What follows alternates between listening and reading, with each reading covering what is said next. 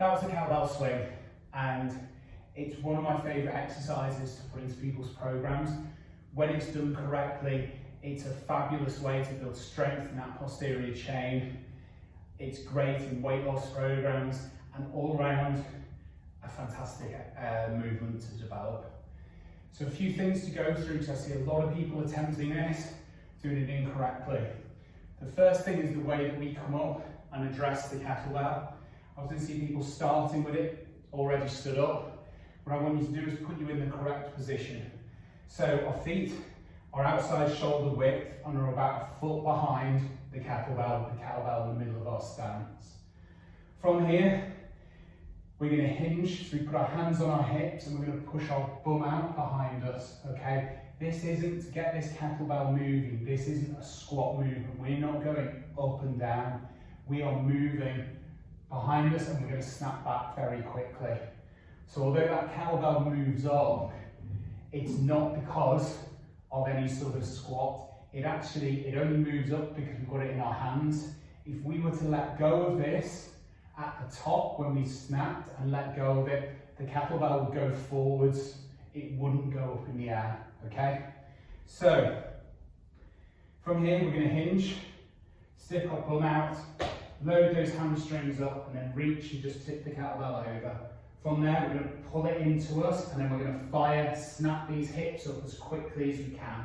So I'm going to snap, let it come down and snap these hips forward. Okay?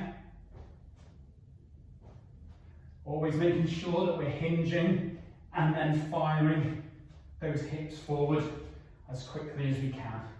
Drop it down like so, stand up.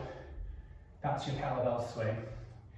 Okay, so the most important thing, a couple of things on this is one, we generate that power from that posterior chain and that hip snap here, okay? It's that bum going out behind us and then firing forward that creates that power. As that kettlebell is coming down, we already want to be loading, so we're in that position, so that as it just about goes past our knees, we're going to fire forward as quickly as we can, okay? We only ever want to take this kettlebell, the way that I'm going to teach it for now for you, is we're only ever going to take it up to about shoulder width. I don't want to see any sort of CrossFit style sort of kettlebells bringing it up above the head.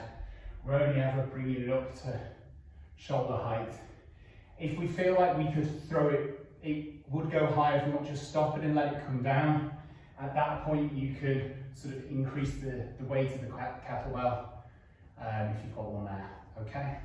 So it's important to sort of practice and develop this technique before trying to go into the circuits that have the kettlebell in them, okay? So work just individually by learning to pick that kettlebell up the way I did, using those hips to fire, snapping those hips forward, loading those hips and snapping them forward to generate that power to move the kettlebell.